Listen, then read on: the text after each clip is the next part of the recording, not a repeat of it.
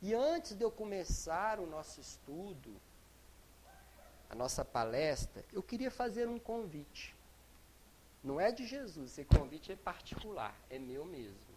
A todos vocês que estão aqui agora. Um convite a cantarmos uma música. Uma música muito conhecida no meio espírita. Acredito que todos aqui conhecem. Mas ela tem uma importância e tem um fundamento muito mais profundo.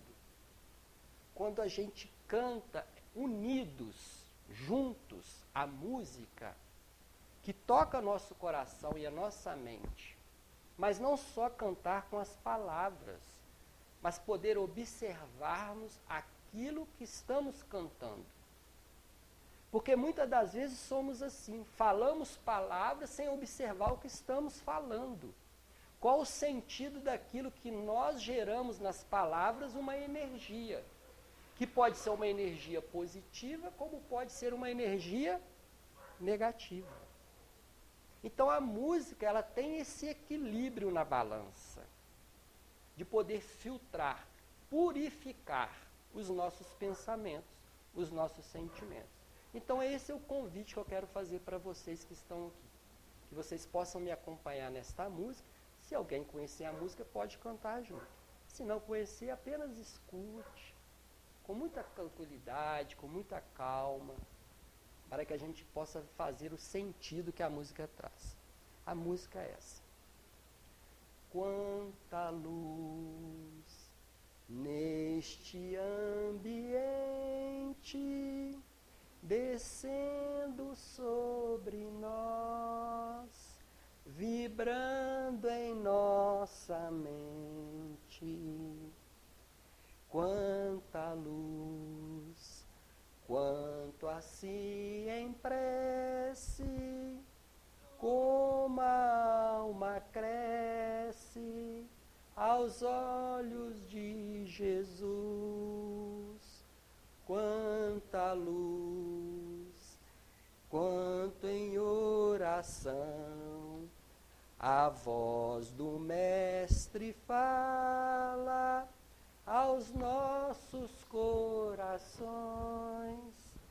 Quanta luz descendo sobre nós. Quanta luz, quanta luz. Tudo que foi cantado e falado foi aqui feito. Toda essa luz que gerou nas nossas palavras, os nossos sentimentos, foi trazido pela espiritualidade. A espiritualidade que coordena todo esse trabalho. Foi derramado para todos nós que aqui nos encontramos, irmãos encarnados e desencarnados. E eu queria começar lembrando aqui de uma história que eu havia escutado há um bom tempo. Havia um homem em Uberaba que bebia muito. E todo sábado ele ia à casa de Chico Xavier, bêbado, para ver sair as caravanas que iam visitar o Chico. E ele chegava cantando aquelas músicas antigas. Não é da minha época, talvez de alguns aqui. Nelson Gonçalves, Orlando Silva, as músicas antigas da época. E quando o bebo chegava, as caravanas se apressavam em sair. Ah, Chico, lá vem aquele homem, vamos embora, porque ele dana a cantar. O Chico, com toda tranquilidade, toda paciência, todo amor, dizia: meu amigo, que bom que você chegou. Cante aquela música que eu gosto, de Nelson Gonçalves. E o bêbado tascava Nelson Gonçalves. Agora cante aquela outra, de Francisco Alves, Boa Noite, Amor. E o bêbado tascava boa noite, amor. As pessoas não entendiam muito, porque o Chico gastava tanto tempo com aquele homem. E o Chico dizia, agora meu filho, você escolhe, cante uma que você goste. E o bêbado dizia, vou cantar uma de Carlos Gregório. Ninguém sabia quem era Carlos Gregório, mas o bêbado sabia, e ele cantava Carlos Gregório. E o Chico dizia, agora meu filho, precisamos ir, porque as famílias precisam de nós, até o próximo sábado. E o Chico saía, e eu nem preciso dizer a vocês, que depois que o bêbado cantava, e ele totalmente refeito, ele dizia, Deus te abençoe, Chico Xavier. E um dia, ele estava ali na porta da casa do Chico Xavier, e um dos amigos do Chico, que chamava Maurício, Mauricinho, que narra essa história em um dos livros do Chico, e ele dizia, o Chico sabe por que eu bebo. Eu tinha uma filha de 6 anos. Um dia eu atravessava a rua com ela. E o bêbado, ele não bêbado ainda, e ele atravessando a rua com a menina, ele ficou apenas com um bracinho dela na mão. O ônibus acolheu ela. E ela desencarnou. Eu nunca mais esqueci essa cena. Por isso Chico Xavier me abençoa. Porque eu bebo para esquecer. E toda vez que eu bebo, eu venho aqui. E toda vez que eu canto, eu saio daqui curado. Curado das minhas tristezas, das minhas angústias, das minhas dificuldades. Então, meus irmãos, quando eu convidei a vocês a cantar a música Quanta Luz, a música, ela tem essa profundidade, ela tem esse poder de purificar, de filtrar os nossos sentimentos, os nossos pensamentos, as nossas dificuldades, os nossos excessos. Quem de nós, no mundo ao qual nós vivemos, de provas e expiações, não tem tristeza? Não tem dificuldade? Não tem problema? Todos nós. A grande questão não são os problemas, as tristezas, as dificuldades, são os excessos.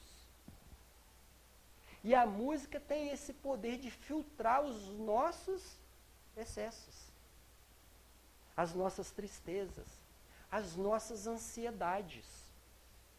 E pouco nós utilizamos essa grande ferramenta que pode ser útil para muitos de nós, quando estamos passando por alguma dificuldade, algum desequilíbrio. Utilizamos a música no silêncio da nossa mente, fechando os olhos, cantando através dos nossos pensamentos. Porque, como nos diz o padre Marcelo Rossi, a música cantada é uma oração falada. Não há diferença. Mas esse não é o tema do nosso estudo. É apenas uma reflexão. O tema que nós vamos refletir nessa noite, que se chama Os Convites de Jesus, e eu queria sintetizar este tema numa fala que está no Evangelho. Numa fala de Ananias, um grande colaborador cristão, que foi perseguido por Saulo, o apóstolo Paulo. Eu não vou entrar em si nessa perseguição. Apenas um pequeno resumo para a gente possa entender essa fala de Ananias. Paulo, era antes Saulo, um grande perseguidor dos cristãos. E ele, quando começou essa perseguição, ele foi através de alguns acontecimentos que tinham acontecido em Jerusalém, perseguir diretamente Ananias. Porque ele tinha ali uma causa um pouco particular, por causa da noiva dele, que se chamava Abigail. Abigail, ela se converte ao cristianismo. Ela se torna cristã, seguidora do Cristo. Era irmã de Estevão. E ela se torna cristão e seguidor do Cristo muito por causa de Ananias. Porque Ananias era um ancião. E ele era um divulgador cristão.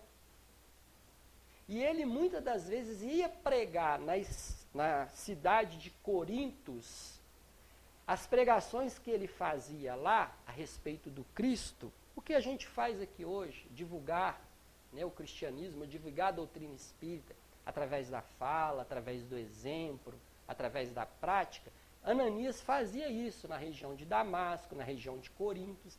E certa feita, quando ele foi para Corintos, que era a cidade natal de Abigail e Estevão, ele encontra com ela lá. E ela, escutando Ananias falar sobre o Cristo, ela se sensibiliza demais, toca o coração. E daí por diante ela começa a seguir Jesus. Então, quem foi o iniciador dela foi Ananias. E passa algum tempo, ela desencarna. Antes dela morrer doente, ela fala para Saulo que ela tinha se transformado em cristão. E aí ele fica possesso. Então, além dele ter perdido ela ainda fala isso para ele. Porque isso era contra a religião dele, que ele era judeu, ele seguia as religiões mosaicas. Ele não admitia, ele era um perseguidor do cristão. Então ele leva isso um pouco para o lado particular mesmo, o lado pessoal. E quando ele descobre que Ananias teve essa influência, ele vai no Sinédrio e ele pede um ofício aos doutores da lei. Um ofício era um mandato, né, de prisão. Então ele sai de Jerusalém e vai para Damasco. Gente, a distância de Jerusalém para Damasco era 318 quilômetros na época. Eu pesquisei sobre isso. Na época não tinha cavalo, não tinha carro, não tinha avião, não tinha ônibus, não tinha nada. Só se fazia ou era a camelo ou era a pé. Porque nem de cavalo não era, porque tinha que atravessar um deserto. Então os cavalos tinham muita dificuldade para isso. Mas mesmo assim ele vai. Ele vai ali com alguns soldados romanos e vai para prender Ananias em Damasco. E quando ele vai para Damasco, no meio do caminho, acontece o quê? Jesus aparece para ele. Acho que todo mundo conhece essa história, né? E Jesus aparece para ele, ele cai ali do cavalo, que não era cavalo, era camelo mesmo, está lá no livro Paulo e Estevão, né? E ele cai do camelo e Jesus conversa com ele, e aí Jesus fala com ele, e pergunta para Jesus, o que queres que eu faça? Ele fala assim, Jesus para ele, vai para Damasco, porque lá será dito o que fazer. Porque aí a gente vai começar a perceber que aí já começam os convites de Jesus. Porque o Saulo, ele foi para prender Ananias. E quem que vai ajudar Saulo? Porque Saulo ele fica cego quando ele encontra com Jesus. E quem vai ajudar para que ele volte a visão dele? Ananias. Então Jesus, ele recorre à ação de Ananias para ajudar Saulo. Então, a ação de Ananias. E aí, a gente tem que perceber na resposta de Ananias. Porque foi através dessa resposta que eu construí esse estudo. O que ele vai dizer para Jesus, Ananias. Ananias vai dizer assim, ó, eis-me aqui, Senhor. Essa foi a resposta que Ananias deu para Jesus, quando Jesus recorre à ação dele. Eis-me aqui, Senhor. E nós temos que refletir nessa resposta de Ananias, mas no seu sentido mais profundo, no seu sentido espiritual. Porque o eis-me aqui, Senhor, tem outro sentido do que muito mais do que palavras. Tem um sentido de responsabilidade, de entrega, de confiança. E é isso que precisamos ofertar a Jesus. Precisamos oferecer a Jesus as nossas responsabilidades, a nossa entrega, a nossa confiança. Porque vamos refletir, antes do convite, antes que Jesus recorre a Ananias, ele não pergunta para Ananias, Jesus, qual que era o teor da tarefa? O que seria a tarefa? O quanto tempo duraria a tarefa? O quanto a tarefa exigiria dele? Ele apenas oferta. Eis-me aqui, Senhor. Por isso que Jesus falou em uma outra oportunidade, que está registrado pelo evangelista Mateus, no seu capítulo 22, versículo 14. Muitos são chamados, poucos os escolhidos. Então, muitos são os convites, poucos escolhem os convites. Por quê? Porque entre o chamado e o escolhido tem o eis-me aqui, Senhor. Ou seja, tem a nossa responsabilidade, a nossa entrega, a nossa confiança. Porque os que têm responsabilidade, entrega e confiança, eles não são escolhidos, eles se escolhem. Porque o escolhido não é uma questão de palavras. Não. O escolhido é muito mais do que isso. É uma postura íntima. É uma postura de responsabilidade, de entrega, de confiança.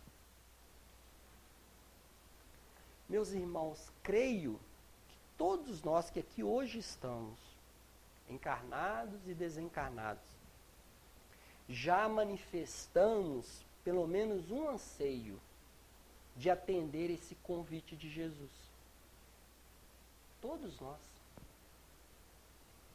Ansiamos a sua presença. Sabemos que longe dele e do que ele representa, não haverá em nossas vidas paz, felicidade, plenitude verdadeira. E sabemos muitos de nós disso até por exaustão.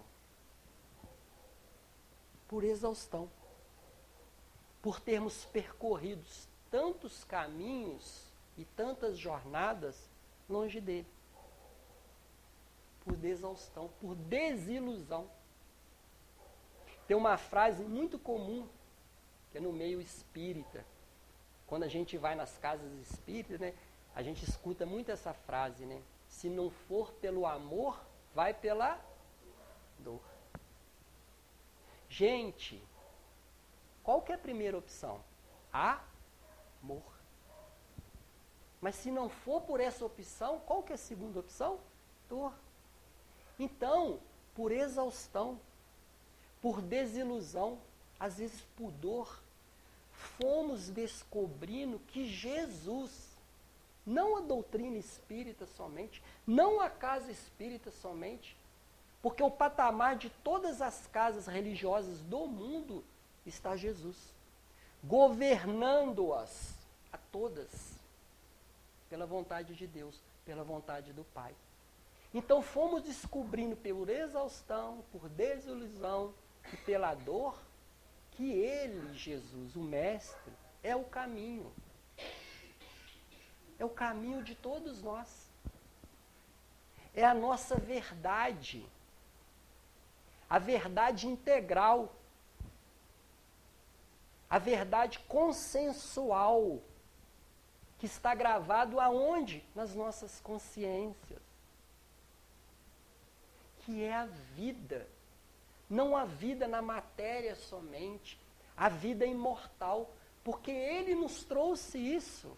quando ele ressuscita no terceiro dia, mostrando para nós que a vida prossegue além da matéria.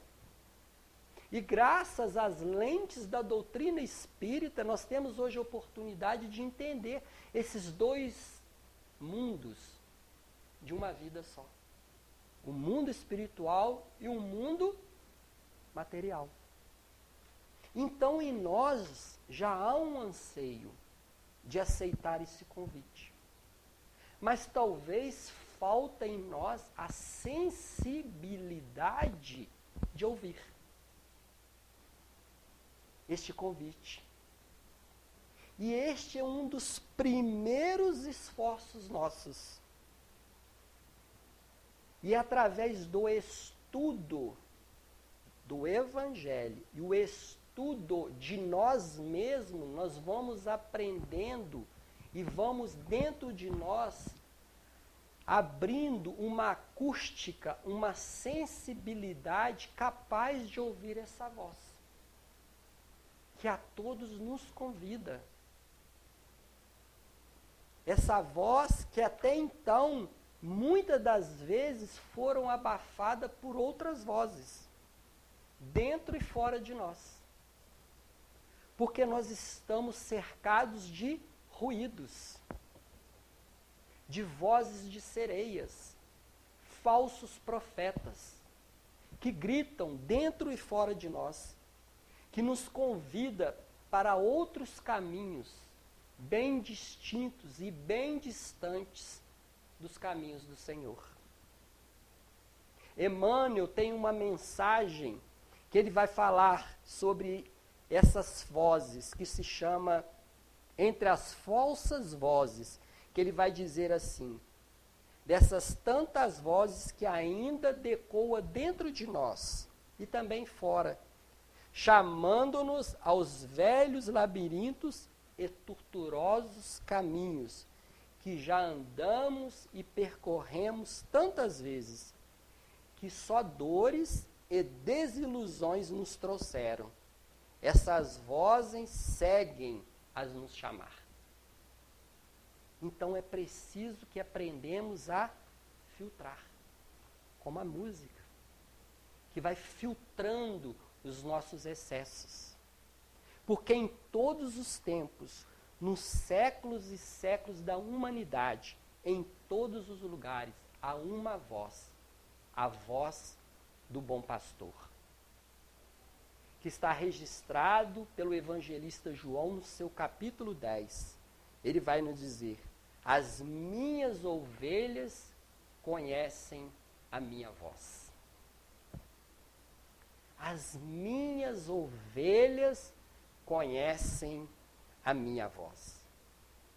E é interessante a gente relembrar que Jesus, através de muitas e muitas vezes que ele utilizava nas suas pregações, ele tirava ali do terreno, da área que ele estava, muitas das vezes através da cultura agropastoril, que ele utilizou nas suas parábolas.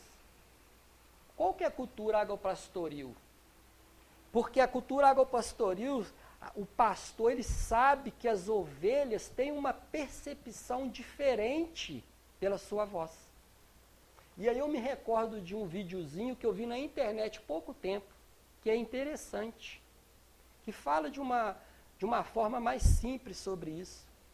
Tinha um grupo de pessoas passando e tinha um grupo de ovelhas pastando.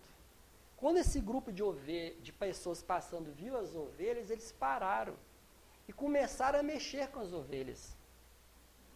Fazer barulho, chamar, gritar. As ovelhas que estavam passando nem olharam para eles, nem deram bola.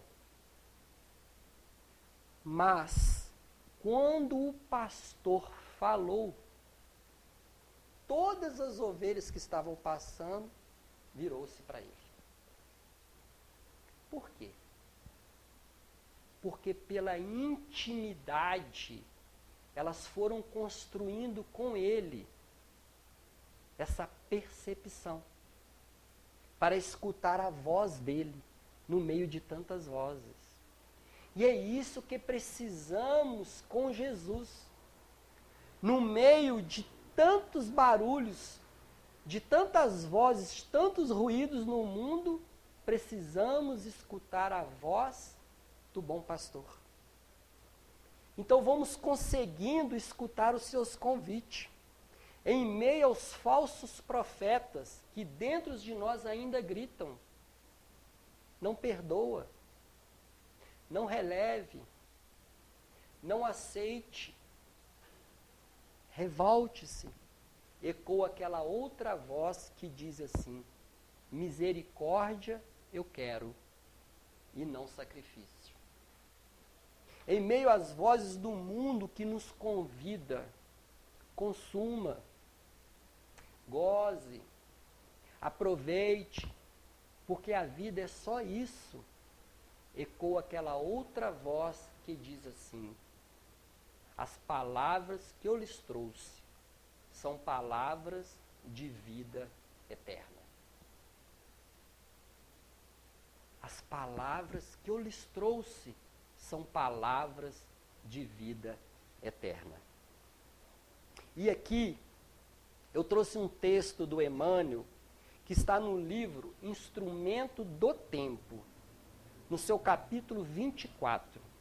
Uma mensagem muito interessante. A mensagem chama chamamento. É quase um convite. Chamamento, em que Emmanuel vai dizer assim: os apelos do céu ressoam por toda parte, sem palavras, sem abalo, sem ruídos. Então, geralmente, os convites do céu ressoam por toda parte, sem palavras, sem abalo, sem ruídos. Por quê? Porque eles chegam num coração que aprendeu a fazer silêncio. O silêncio da moderação. O silêncio da mansuetude. É muito diferente do vozerio, do orgulho, do egoísmo, da vaidade. Gente, da ansiedade. É muito diferente. Mas de que forma chega os apelos do céu? Aí Emmanuel continua.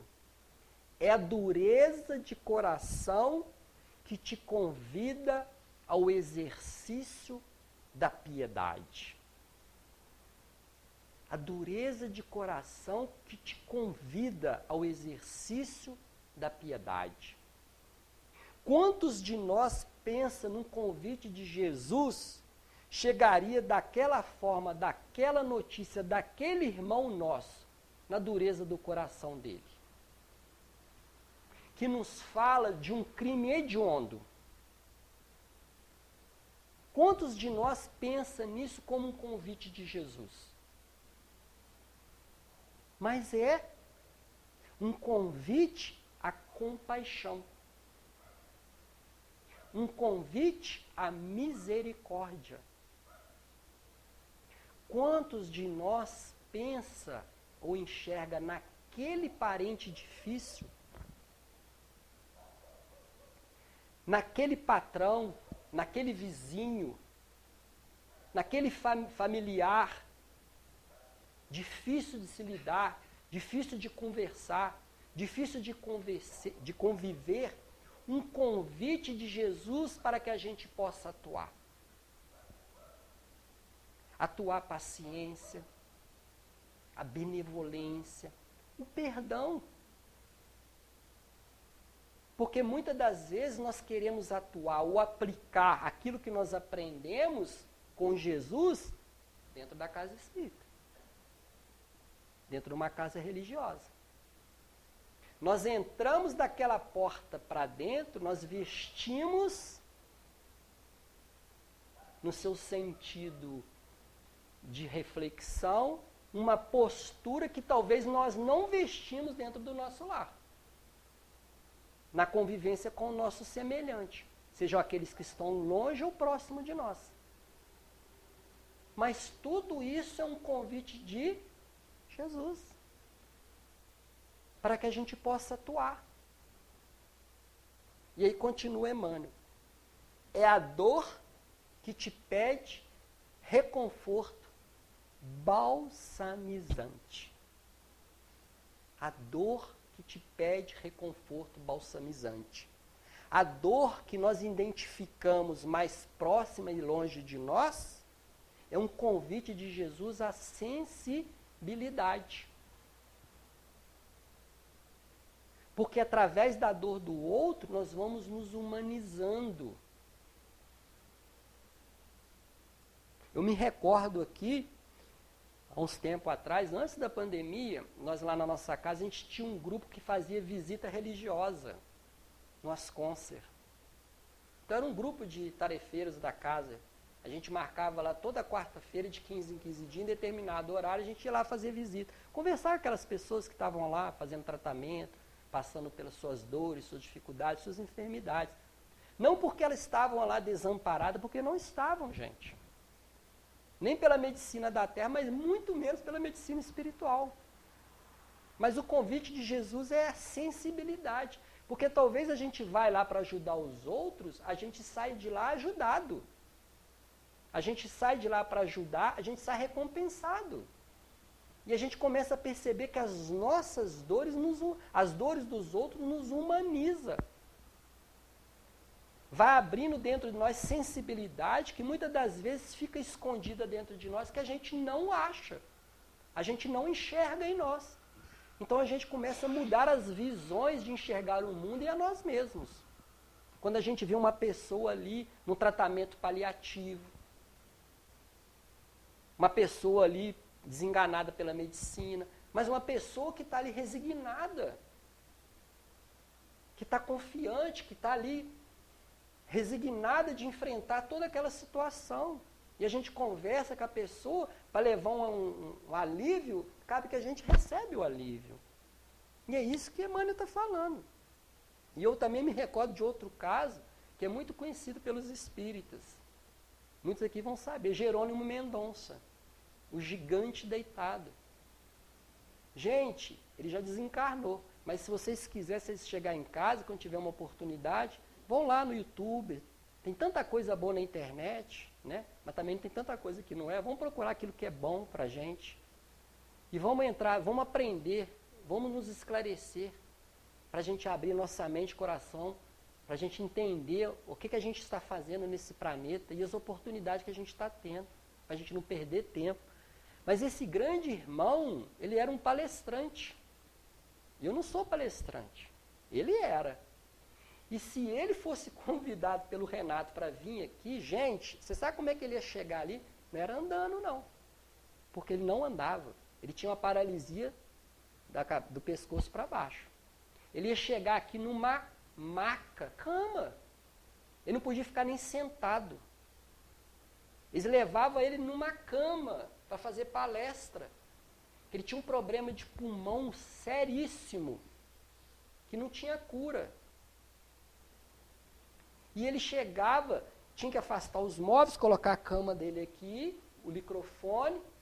Gente, ele falava, não era igual eu ficar olhando aqui não, falava que tinha aqui, mas falava sorrindo, com uma energia, com uma felicidade que contagiava todos nós que estivessem aqui.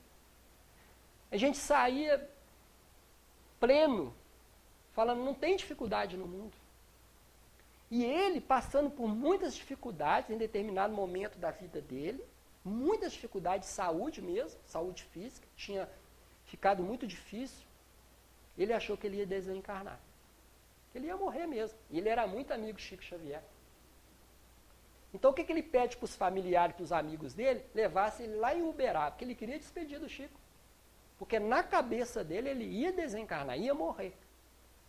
E as pessoas que olhavam, se ele chegasse aqui, gente, todo mundo aqui, apesar dele falar desse jeito, que ia contagiar todo, mas todo mundo, no fundo, mentalmente, fala, coitadinho desse homem. Fala tão bem, é tão bom, por que ele está nessa situação?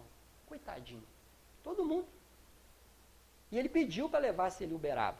E como é que eles levavam isso? Colocavam ele numa Kombi, eles tiravam o banco traseiro da Kombi, deitavam ele lá no fundo da Kombi e viajavam com ele para tudo quanto é lado. Porque não podia ficar sentado mesmo, é só deitado. E só numa posição. Está lá no YouTube, vocês podem ver lá. E levaram para Uberaba. Quando ele chega em Uberaba, foi um dia de trabalho do Centro Espírita da Prece. Então ele chegou num dia de reunião, o Chico estava lá dentro, atendendo as mães, lotado, cheio, ônibus. Então, quando ele chega, ele era muito conhecido já, cheirou o Jerônimo Mendonça. Aí todo mundo, aquele murmúrio, né? Desce ele, carregando ele naquela maca. E todo mundo, Jerônimo Mendonça, nossa, coitadinho. Viu que ele estava meio coitadinho, colocou ele lá no canto. O Chico viu aquele tumulto, mas não foi lá não. O Chico continuou atendendo lá as mães, as pessoas que estavam lá. E ele ficou lá no cantinho. Todo mundo que passava, nossa, Jerônimo Mendonça, coitadinho, tadinho desse homem. E aí, depois de 2, 3 horas, que o Chico acabou de atender, o Chico aproxima dele. Quando o Chico aproxima dele, fala, meu filho, o Chico, aquele carinho dele, né? Que alegria te ver. Ele, ai, Chico, aquele pavoramento, aquele achando que ele estava morrendo mesmo. Aí o Chico, meu filho, que alegria te ver, que bom que você veio. Como é que você está? Ah, eu estou muito, não aguento nem falar. Aí ele falou assim, como que está sua mãe? Começou a perguntar para ele. Como que está a sua cidade? Está muito frio lá? O que o Chico foi fazendo? O Chico já foi tratando ele. Como é que foi a viagem? Foi falando com ele. Por que o Chico foi falando dessa forma com ele? Porque foi desfocando os pensamentos dele. Naquela angústia, naquela tristeza, naquele medo que ele estava sentindo. Aí depois do Chico falar que ele viu que ele estava mais equilibrado, o Chico pegou e falou com ele, Jerônimo, minha mãe pediu para te falar uma coisa. Ah, é? Vai me receber no mundo espiritual? Não. Ele falou que você está com uma síndrome. Síndrome? Eu? Síndrome? Síndrome de quê? Síndrome do coitadinho. Por quê, gente? Porque de tantas pessoas, coitadinho desse homem, tadinho desse homem, por causa daquela situação dele, ele foi acolhendo, foi absorvendo aquelas energias. E aquilo virou uma carapuça nele. Ele tinha problema físico? Gente, tinha. Claro que ele tinha. Mas ele absorvendo aquilo potencializou as doenças dele. Lembra que eu falei dos excessos? Que a música tira o que da gente? Os excessos. Filtra. Porque todos nós temos problema de saúde. Se não tivermos problema de saúde física, temos problema de saúde espiritual. Você sabe qual que é o problema de saúde espiritual? Vocês sabem qual são? São morais. São os nossos problemas morais. Esses são os problemas espirituais nossos. São questões morais. Então, quando a gente vai acolhendo essas energias negativas, isso vai potencializando na gente, então tudo que é pouco começa a ficar muito. Então a gente está com uma pouca tristeza. O que vai acontecer com essa tristeza? Vira muito. A gente está com um pouquinho de ansiedade. A gente começa a absorver esses pensamentos, esses sentimentos, a ansiedade fica grande. O medo, a raiva, tudo.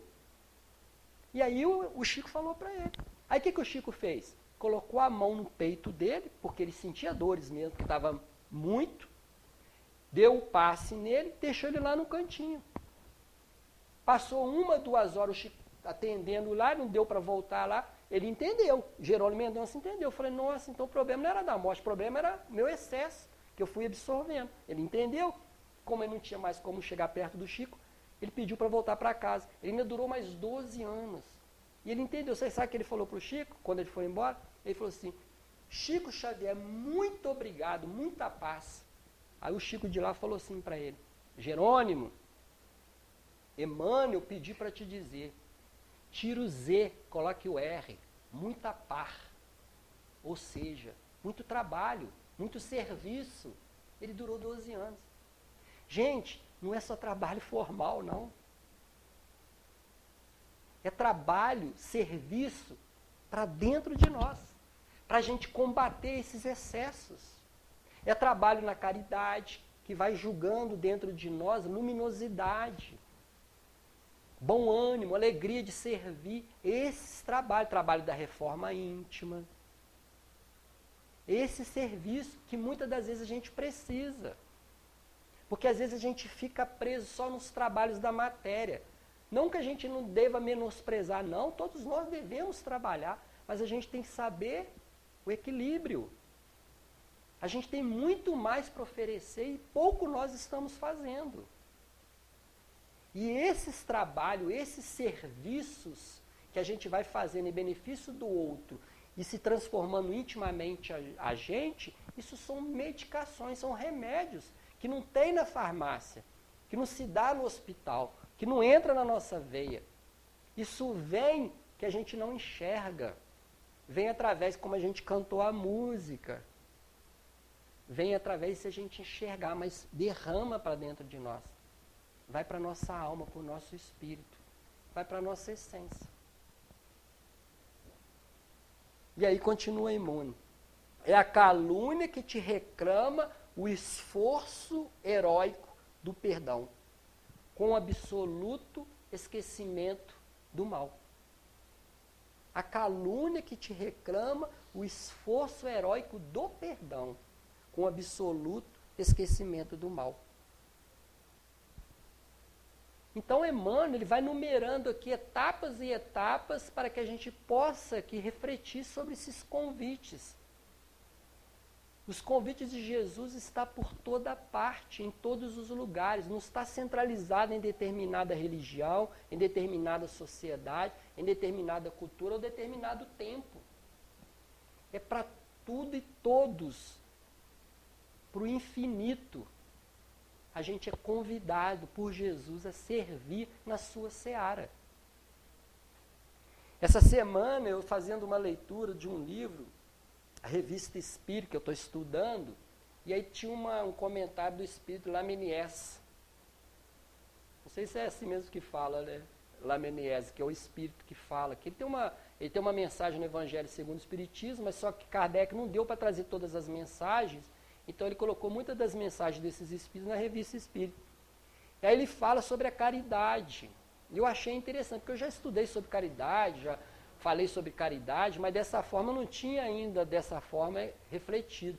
Ele vai falar que muitas das vezes nós, que quando encarnamos, que o nosso primeiro trabalho, o nosso primeiro serviço de caridade começa aonde? Aonde que nos acolhe? Dentro da família, não é isso? Então o primeiro é com quem? É o pai com os filhos. Pai no seu sentido pai e mãe, tá, gente? Os pais com os filhos. E os filhos com os pais. Esses dois movimentos, que é a caridade. Depois vem os irmãos. A caridade com os irmãos consanguíneos mesmo, daqui da matéria. Depois, com quem?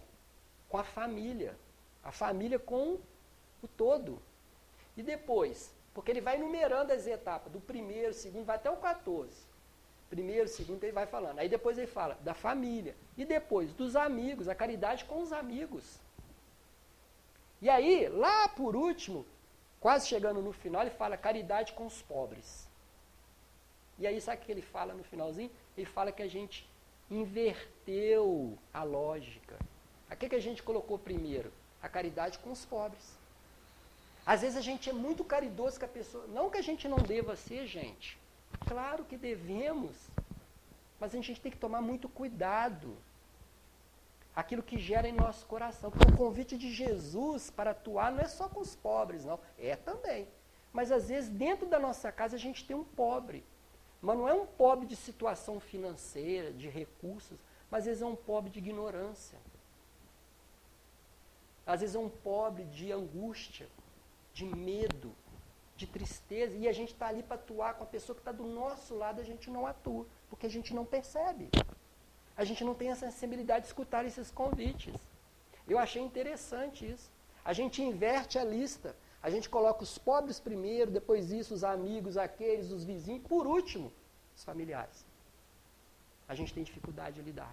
A gente tem dificuldade de ser caridoso com eles.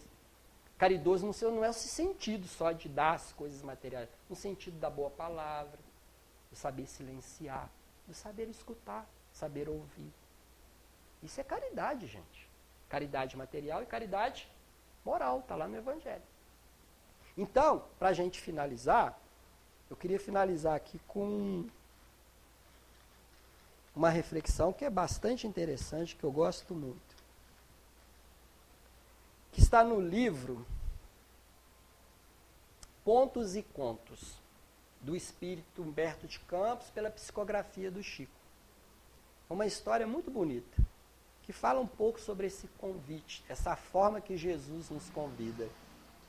Essa história está lá no seu prefácio. Quem tiver o livro pode ler lá em casa, depois vocês vão ver. Então, ele conta a história de um monge que vivia ali na sua celinha, dentro do seu quartinho, sempre orando a Jesus, esperando ter a oportunidade de um dia encontrá-lo,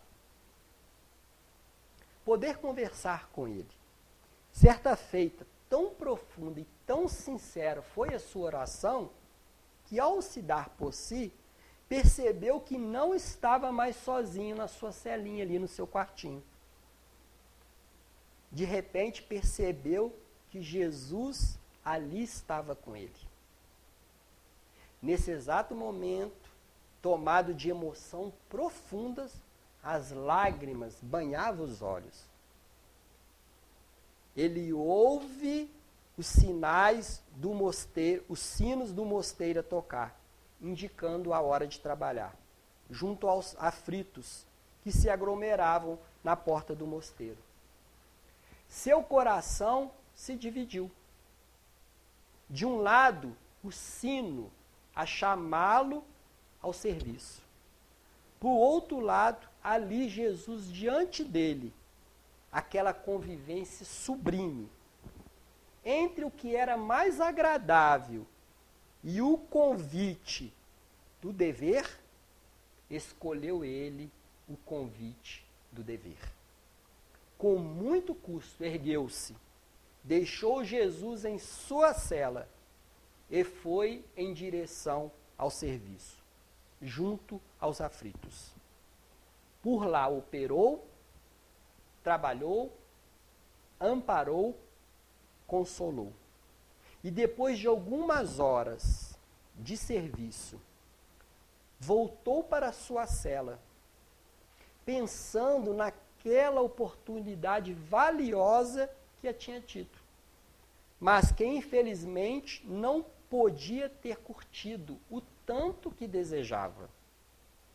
Ao chegar em sua cela, no entanto, qual não era a sua surpresa? Jesus ali estava a esperar. E ali dizer, se tivesse permanecido, eu aqui não teria ficado.